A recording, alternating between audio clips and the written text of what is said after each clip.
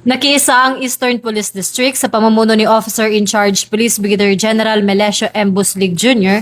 at ang San Juan City Police Station sa pamumuno ni Police Colonel Anthony C. Gantang sa paggunita ng ika-128 na araw ng kalayaan na ginanap sa makasaysayang pinaglabanan shrine ngayong araw, ika-12 ng Hunyo, bandang alas 8 ng umaga.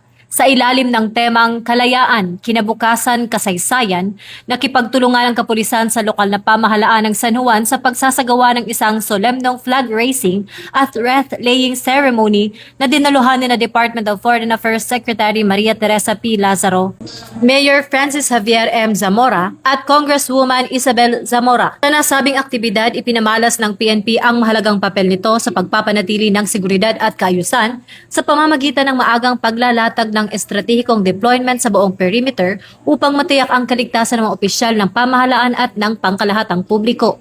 Bukod sa pagtiyak ng kapayapaan sa lugar, ang pakikibahagi ng mga opisyal at tauhan ng EPD at San Juan CPS ay nagsilbing simbolo ng nasyonalismo kung saan ipinakita ng kapulisan ang kanilang disiplina at kahandaang magsilbi bilang mga makabagong tagapagtanggol ng kapayapaan at kasarinlan. Ang makabuluhang seremonya ay hindi lamang nagbigay pugay sa kasaysayan at sa mga bayani ng lahi, kundi naglayon din itaguyod ang pambansang pagkakaisa at pataasin ang moral at patriotismo sa hanay ng kapulisan at ng mga mamamayan.